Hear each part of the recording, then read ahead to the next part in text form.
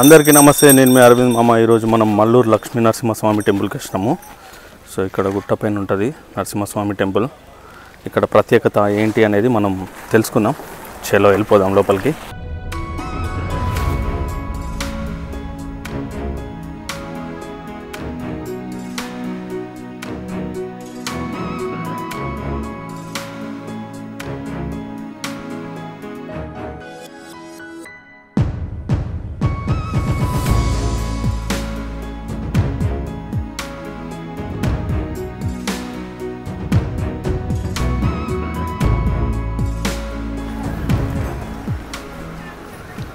ఇక్కడ మనకి గుడి పైనకి వెళ్ళడానికన్నా ముందు కింద దుర్గామాత ఉంది.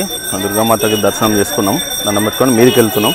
మీదికి ఎక్కాలి, కొంచెం గుట్ట మీద నరసింహస్వామి టెంపుల్ ఉంటుంది. సో ఎక్కేద్దాం మనం మీదికి. అయితే ఈ ప్లేస్ మనకి ఏటూరు నగరం దగ్గర మల్లూరు అనే విలేజ్. ఆ విలేజ్లో కూడా కొంచెం అడవి సైడ్ కొంచెం లోపలికి వస్తే ఇట్లా గుట్ట పైన ఉందన్నట్టు టెంపుల్. సో ఒక 2 కిలోమీటర్స్ అట్లా ఉంది లోపలికి మెయిన్ విలేజ్ నుండి. సో ఇక్కడ గుట్ట మీద ఉంది మొత్తం. ఇప్పుడు మొత్తం మీదికి ఎక్కుదాం మనం.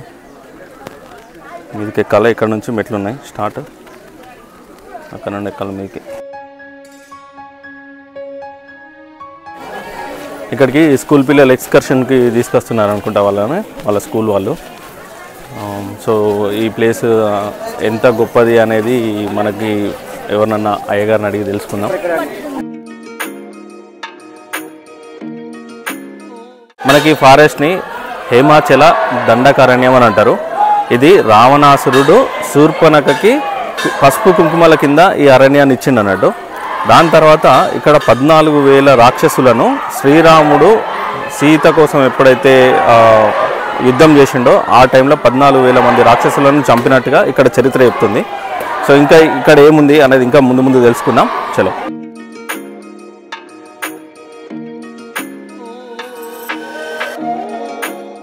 శాతవాహన శకం దిలీపకర్ణి అనే రాజుకి కలలో వచ్చి, నేను ఇక్కడ ఈ అరణ్యంలో ఈ గుహాంతర భాగంలో నేను వచ్చి నన్ను దర్శించుకో అని చెప్పేసి కలలో వచ్చిందట. వస్తే 76,000 మంది సైనికులతోని ఆ రాజు ఇక్కడికి వచ్చి ఎక్కడున్నాడు, ఈ అడవి ప్రాంతంలో, ఈ కొండ ప్రాంతంలో ఎక్కడున్నాడు అని చెప్పేసి 76,000 మంది సైనికులతో కలిసి ఎత్తికి ఇక్కడ ఉన్నది అని చెప్పేసి వాళ్ళ ఎత్తుక దొరికిందన్నమాట. సో ఇది స్వయంభూ అన్నట్టు, స్వయంభూ లక్ష్మీ నరసింహస్వామి. ఇది ఎవరో ఇక్కడ ఆర్టిఫిషియల్గా పెట్టింది కాదు. సో స్వయంభూ లక్ష్మీ నరసింహస్వామి. ఇక్కడ ఇంకో ప్రత్యేకత ఏంటంటే స్వామివారిని ఇట్లా టచ్ చేస్తే మెత్తగా ఉంటాడు. ఇట్లా ఒక పువ్వు కానీ ఇట్లా తీసుకొని ఇట్లా అంటే పువ్వు లోపలికి వెళ్ళిపోతుంది. సో అలా ఆ స్వామివారి రాయి ఏదైతే ఉంటుందో అలా మెత్తగా ఉంటుంది అన్నట్టు. పాదాల దగ్గర నుంచి నీళ్ళు వస్తాయి. ఆ పాదాల దగ్గర నుంచి వచ్చే నీళ్ళను తీసుకొని మనం తీర్థంగా తాగినట్టయితే మనకి ఏ కోరికైనా నెరవేరుతుంది అన్నట్టు. అది ఇక్కడ లక్ష్మీ నరసింహస్వామి గొప్పతనం.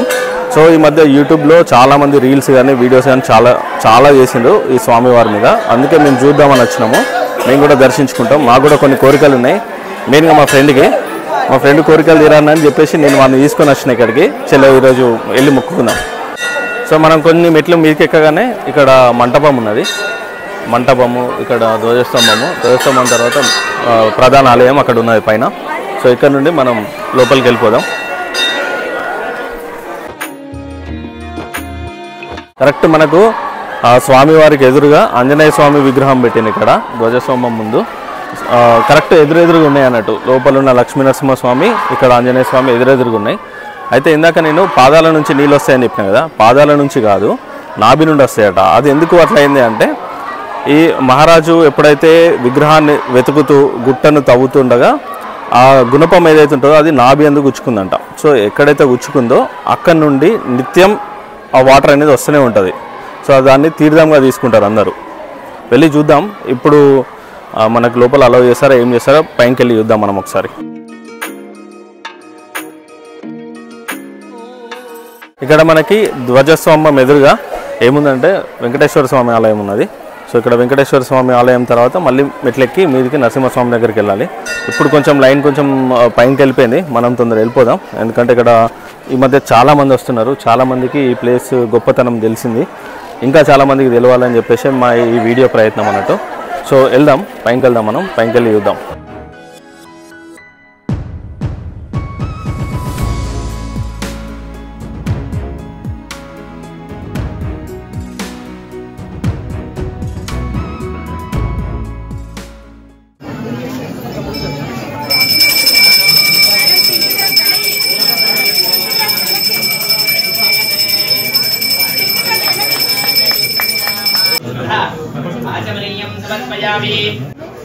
స్వామివారి శిరస్సు, స్వామి తిరునామాలు, స్వామివారి నేత్రాలు, స్వామి నోరు, వక్షస్థలం.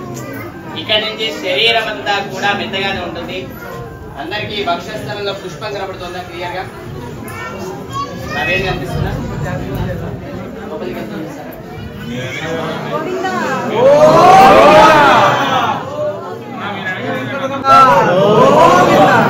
ఇలా శరీరం అంతా కూడా నఖాశిఖా పర్యంతం ఇలా మెత్తగా మృదువుగా సున్నితంగా ఉంటుంది. అలా శనివారం ఆదివారం ఉదయం 10 గంటల నుంచి 12:30 లోపు దర్శనం ఉంటుంది. ఈ సమయంలో మాత్రమే స్వామిని ముట్టుకొని చూపిస్తారు. మిగతా సమయాల్లో ఎప్పుడైనా సరే ఎవరైనా సరే లోపలికి వచ్చి స్వామిని ఎవరిని కూడా ముట్టుకొని. ఇక్కడ ఏ అర్చక స్వామితో అభిషేకం చేస్తారో ఆయన మాత్రమే స్వామిని ముట్టుకొని చూపిస్తారు. మిగతా వాళ్ళని లోపలికి రాజపడం ముట్టుకొని ఇవ్వడం అనేది అసలు. స్వామికి ఇటు శంఖం, ఇటు సుదర్శనం చక్రం, ఇది బాలిగా గద, ఇటు పద్మం, శంకు చక్రం గదా పద్మం చతుర్భుజాత్రం. స్వామికి నాభిలో దెబ్బ తగిలిన ప్రదేశం ఇది, చంద్రపెట్టిన ప్రదేశం. అక్కడే చీము, నెత్తురు, తేమ, తడిలా చిన్న చిన్న చుక్కలుగా ద్రవంగా కారుతూ ఉంటుంది. దానికండంగా చందనం పెట్టి ఆ చందనమే సంతానం లేని వారికి, వివాహం కాని వారికి, అనారోగ్యంతో ఉన్న వాళ్ళకి చందనం ఇస్తారు. ఎవరి సమస్య అయితే ఉంటుందో వాళ్ళు వస్తేనే ఇస్తారు, వేరే వాళ్ళు ఎవరికి.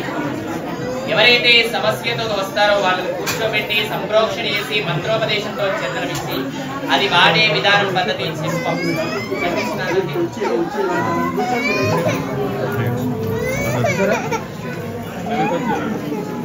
పైకెత్తి గట్టిగా హిమాచల గోవిందా, నరసింహస్వామి గోవిందా.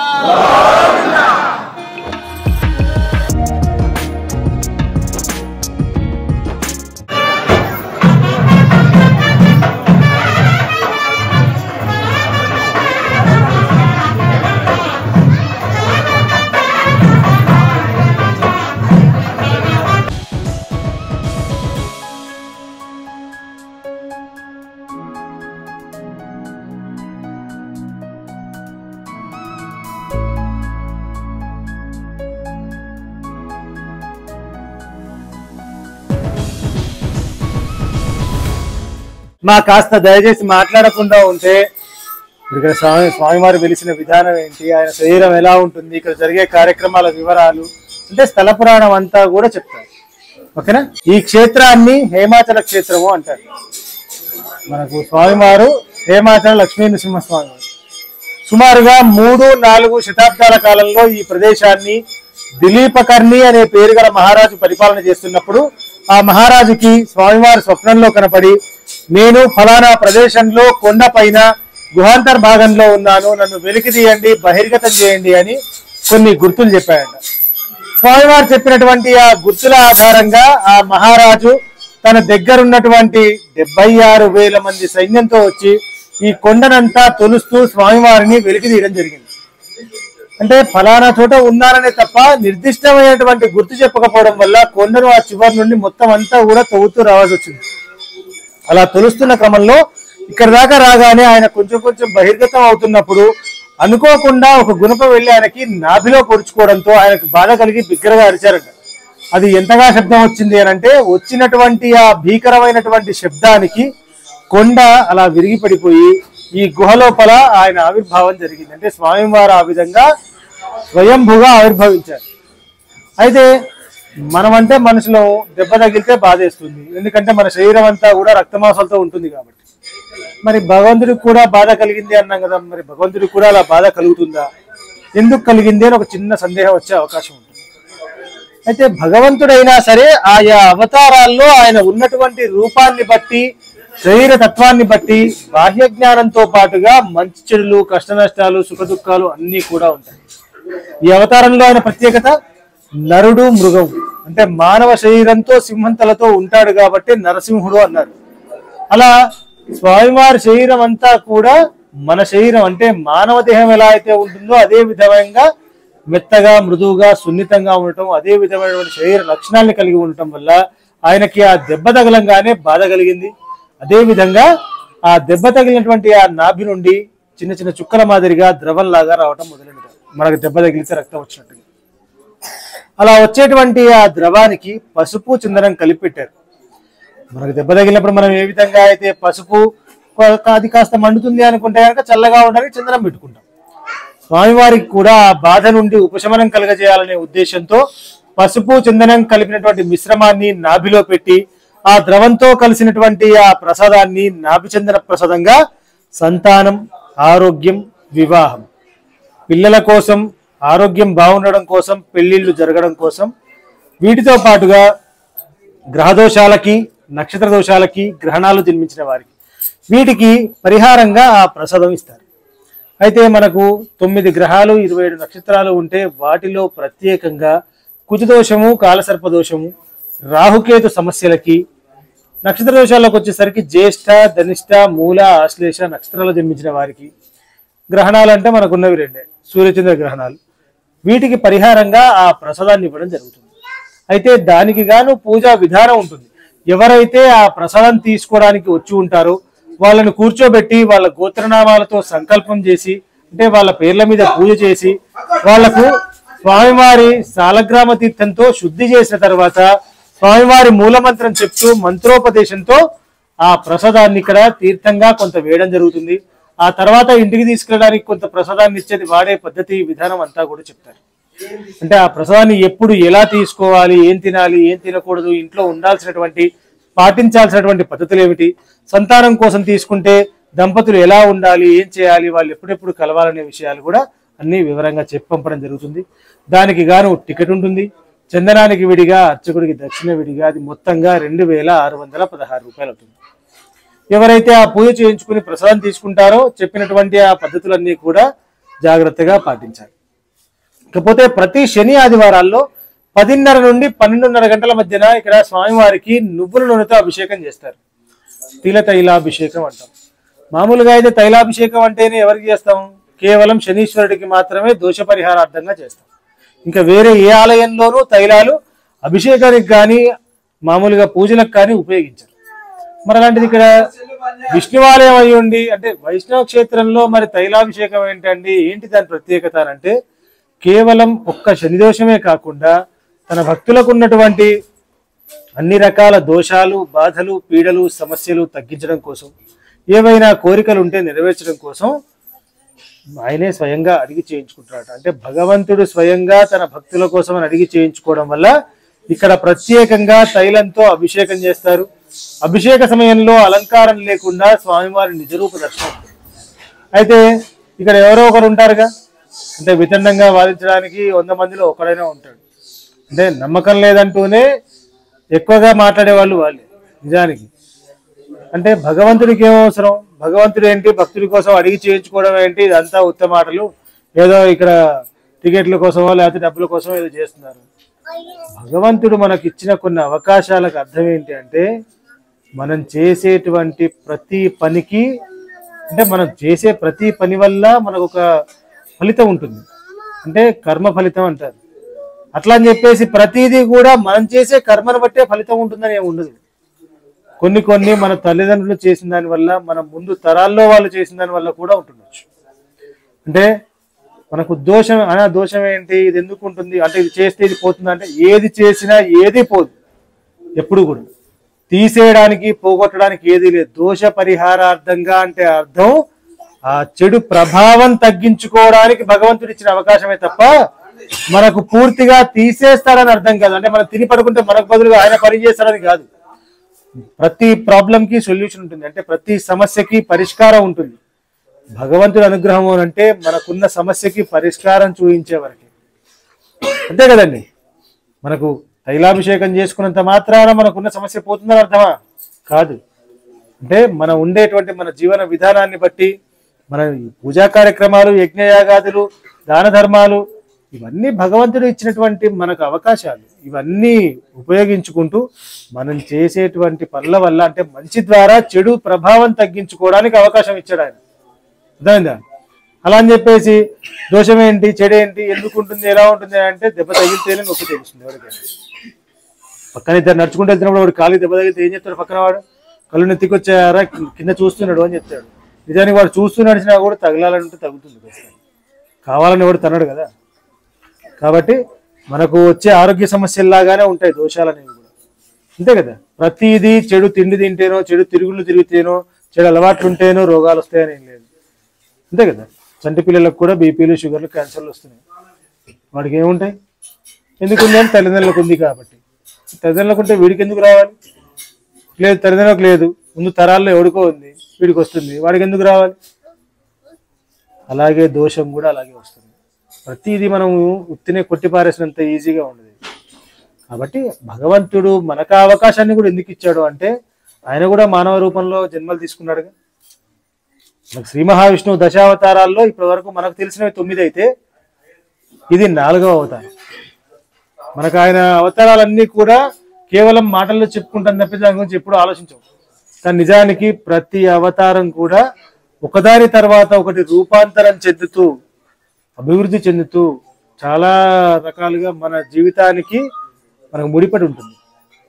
మనం చూసుకుంటే కనుక మొదటిది ఏంటి? మత్స్యావతారం, చేపంత పూర్తిగా నీళ్ళలో తిరిగేదే ఉంటుంది. దాని తర్వాత కూర్మము, తాబేలు నీళ్ళల్లోనూ బయట తిరుగుతుంది. దాని తర్వాత పూర్తిగా వరాహం భూమి మీదే తిరుగుతుంది. దాని తర్వాత 3 జంతువు రూపాలు అయిపోయిన తర్వాత ఒక్కసారిగా ఏమొచ్చింది?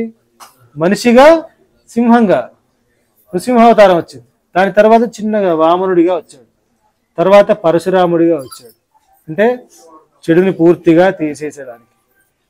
తర్వాత శాంతమూర్తిగా మనకు ఎన్నో రకాలైనటువంటి ధర్మ మార్గాన్ని చూపించినటువంటి రాముడిగా, తర్వాత బలరాముడిగా, కృష్ణుడిగా. ఇక్కడికి వచ్చేసరికి అంత మాయలు, మోసాలు, రాజకీయాలు పాపం ఆయన హయాంలోనే స్టార్ట్ అయింది. అంటే అన్ని చూసుకున్న తర్వాత ఏంటంటే భగవంతుడి అంశ గనక బాధ ఏదైనా ఉంటే మార్చుకోవడానికో ఓర్చుకోవడానికో ఆయనకు శక్తి ఉంది. అది మనకు సాధ్యం కాదుగా. మనం ఇందాక చెప్పుకున్నాం కదా, అంటే ప్రతిదీ మనం చేసే దాని వల్లే మనకు వస్తుంది, చెడు ఫలితం వస్తుందని ఉండదు. కాబట్టి మనకు తెలియకుండా కూడా కొన్ని వస్తూ ఉంటుంది. దాని కారణంగా కూడా మనం దెబ్బ తినకూడదని, ఆ తగిలే దెబ్బ కూడా గట్టిగా తగిలాల్సింది మెల్లిగా తగలడం కోసం భగవంతుడు మనకు అలాంటి కొన్ని అవకాశాలు ఇచ్చాడు. దాన్ని ఉపయోగించుకుంటూ ఇక్కడ తైలాభిషేకం చేస్తాం. అభిషేకం అనేది మనకు కేవలం శనివారం, ఆదివారం 2 రోజులే ఉంటుంది. అది 10:30 నుండి 12:30 గంటల మధ్యన. ఆ సమయంలో అలంకారం లేకుండా స్వామివారి నిజరూప దర్శనం ఉంటుంది. ఆ సమయంలో ఆయన శరీరం మెత్తగా ఉండటం, ఆయనకు దెబ్బ తగిలినటువంటి నాభి చూయిస్తారు. అంటే అలంకారంలో ఉన్నప్పుడు మనం చూడాలన్నా మనకు స్పష్టంగా కనపడదు. మొత్తం అంతా కూడా వస్త్రము, తర్వాత పూలమాల అంతా కప్పేసి ఉంటుంది. లేదంటే ఆ రూపం అంతా శిరస్సు నుంచి ఆయన శరీరము, నాభి, శంఖచక్ర, గదా, పద్మాలు అన్ని కూడా చూడొచ్చు. మనకు ఇప్పుడు అంతా కూడా కప్పేసి ఉంటుంది కదా. తన కట్టిన వస్త్రం, మెల్లో వేసే పూలమాలలు కూడా 2 వైపులా అటు ఇటుగా నొక్కి పెట్టి ఉంచడమే. ఎక్కడా కూడా విగ్రహాల కట్టిన మాదిరిగా వస్త్రం నడువుకి చుట్టూ తిప్పి కట్టడానికి కానీ, పూలమాలు మెల్లో వేయడానికి కానీ అవకాశం లేదు. అలా నొక్కి పెట్టి ఉంచేస్తాం. అంటే ఆ ప్రదేశం అంతా అలా సున్నితంగా ఉంటుంది అన్నమాట. అందువల్ల అలంకారం చెడిపోతుందనే కారణంతో కూడా ఎప్పుడు పడితే అప్పుడు చూపించారు. ఎందుకంటే అవి అటు ఇటు కదిలిస్తే కనుక అటు నొక్కి పెడతాం, అటు ఇటు కదిలిస్తే అలంకారం కూడా ఊడిపోతుంది, జారిపోతుంది, పాడు చేసినట్టుగా. అందుకోసం ఇకపోతే మనకు లక్ష్మీ నరసింహుడు అంటే ఎక్కడైనా కనపడే రూపం. అమ్మవారితో కలిసి స్వామివారు కూడా కూర్చుని శిలారూపంలో దర్శనమిస్తాడు, లేదా సాలగ్రామ రూపంలో కనపడతాడు. సాలగ్రామం అంటే నల్లగా రాయిలాగా ఉంటుంది. సాలగ్రామం అంటేనే విష్ణువుకి ప్రతిరూపం. అందుకే చాలా చోట్ల మనకు శ్రీ మహావిష్ణువుకు సంబంధించిన అవతారాలకి ఎన్నో ఆలయాల్లో ఎన్నో రకాల రూపాలు మనకు సాలగ్రామ రూపంలో దర్శనమిస్తాయి. అందులో నృసింహ స్వామి అవతారంలో అయితే కనుక మనం చూసుకుంటే అహోబిలంలో కావచ్చు, సింహాచలంలో, బీదర్లో, యాదగిరిగుట్టలో, మూలస్వామి అన్ని చోట్లల్లో కూడా సాలగ్రామ రూపం. అలాంటిది ఇక్కడ తన నిజ రూపంలో ఉండటం అని అంటే ఉగ్ర నారసింహుడుగా అమ్మవారు లేకుండా స్వామివారు ఒక్కరే వెలిశారు. అందువల్ల ఆయన కోపాన్ని, ఉగ్రత్వాన్ని తగ్గించడం కోసం, ఆయన శాంతింపజేయడం కోసం అమ్మవారిని స్వామివారితో జత చేశారు.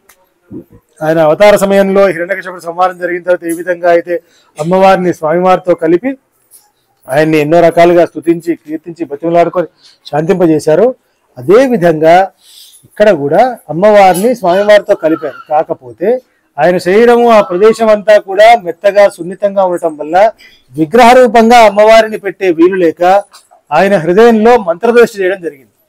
అందువల్ల బహిర్గతంగా అమ్మవారి రూపం అంటూ కనపడదు, ఆయన ఒక్కడే కనపడతాడు. అంటే ఆయన ఒక్కడున్నట్టుగానే ఉంటుంది. కానీ స్వామివారు లక్ష్మీదేవిని అమ్మవారిని ఆయన హృదయంలో నిలుపుకొని ఆయన కూడా మనకు ప్రత్యేకంగా నిలబడి దర్శనమిస్తున్నాడు. మనకు ఆ గద్దె వరకు మోకాళ్ళ కింద భాగం ఇంతవరకే కనపడుతుంది, పాదాలు ఇంకా కిందికి లోపలికి ఉంటాయి. అయితే మరి బయటికి పాదాలు కనపడకుండా అలా ఏంటంటే గద్దె అడ్డుగా కట్టారని ఒక ఆలోచన రావచ్చు. ఎందుకంటే స్వామివారు నిలబడి ఉండడం వల్ల ఆయన ఎత్తు పాదాల నుండి కిరీటం వరకు 9 అడుగుల 4 అంగుళాలు. అంత ఎత్తుండడం వల్ల అభిషేకం చేయడానికి అలంకారం చేయడానికి వీలుగా ఉండడం కోసం అది ఏర్పాటు చేశారు. దాని కారణంగా భక్తులకు ఎవరికి స్వామివారి పాదదర్శనం లేదు. అయితే దానికి కూడా ఆయన మరో మార్గం చూపించాడు. ఏంటంటే ఆయన పాదాలు బయటికి మనకు కనపడకపోయినా కూడా ఆ పాదాల కింద నుండి నీళ్లు వస్తుంటాయి. కింద చింతామణి అంటారు.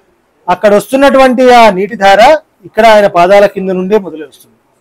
అయితే ఇదంతా అడవి ప్రాంతం అవడము, అందున ఇక్కడ ఆయుర్వేదానికి సంబంధించినటువంటి మొక్కలు మూలికలు కొన్ని వేలల్లో ఉండటము, ఈ నీళ్లు ఇక్కడ నుండి మొదలై భూమి పొరల్లోంచి లోపల నుంచి అట్టడుగు భాగాల్లోంచి ఆ ఆకులు వేర్లు చెట్లు మూలికలన్నీ కలుపుకుంటూ రావడం వల్ల ఆ నీళ్ళకి ఔషధ గుణాలు ఏర్పడ్డాయి.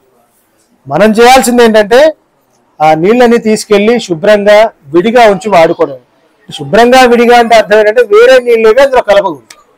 ఎందుకంటే మనం నిల్వ చేసి పెట్టుకున్నవి నీళ్ళైనా వస్తువైనా ఏ పదార్థమైనా ప్రతి దానికి ఒక కాల పరిమితి ఉంటుంది. ఆ తర్వాత ఏది నిల్వ ఉండదు, చెడిపోతాయి. అంతే కదా, మనిషికైనా అంతే. అలాంటిది మనం వేరే నీళ్ళు ఇందులో కలుపుకుంటే కనుక ఇవి కూడా పాడైతాయి. కానీ వీటికి ఉన్నటువంటి ఔషధ గుణాల కారణంగా ఈ నీళ్లు ఎంత కాలమైనా ఎన్ని సంవత్సరాలైనా చెడిపోకుండా ఉంటాయి. అలా తీసుకెళ్లి జాగ్రత్తగా నిల్వ చేసుకుని ఏవైనా ఆరోగ్య సమస్యలు ఉంటే ఒక ఔషధం లాగా ఒక మెడిసిన్ లాగా తీసుకోవచ్చు. అలా అని చెప్పి తాగంగానే తగ్గిపోతుందా అంటే మార్పు కనపడుతుంది. తాగంగానే ఏది తగ్గిపోదు. కానీ రెగ్యులర్గా మనం ప్రతినిత్యం గనక నీళ్లు తాగగలిగినట్టయితే కొంత మార్పు అయితే ఖచ్చితంగా తెలుస్తుంది. అలా చింతామణి అనేది ఆ ప్రదేశం పేరు. రుద్రమదేవి ఈ ప్రదేశాన్ని పరిపాలించిన కాలంలో ఆవిడ ఇక్కడికి వచ్చినప్పుడు నామకరణం చేసినారు.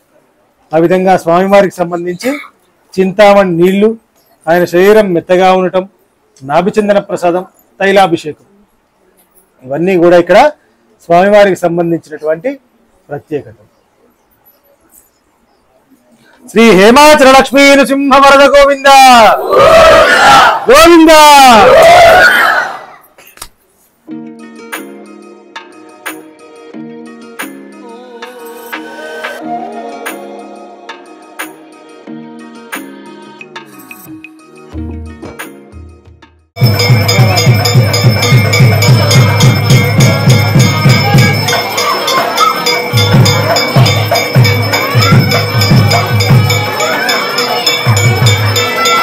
సో చూసారు కదా టెంపుల్ని. సో ఇక్కడ టెంపుల్ టైమింగ్స్ వచ్చేసి మార్నింగ్ 8 AM to 1 PM, మళ్ళీ 3 PM to 5 PM ఉంటుంది ఎవ్రీడే. సాటర్డే సండే మాత్రమే ఇక్కడ వస్త్రాలంకరణ, అభిషేకాలు అవన్నీ జరుగుతాయి అన్నమాట. సో అభిషేకాలు కావాలనుకున్న వాళ్ళు సాటర్డే సండే రావచ్చు. మిగతా డేస్లో నార్మల్గా వచ్చి దర్శనం చేసుకోవచ్చు. ఇది మన ఈ week video. See you in the next video. Until then, signing of.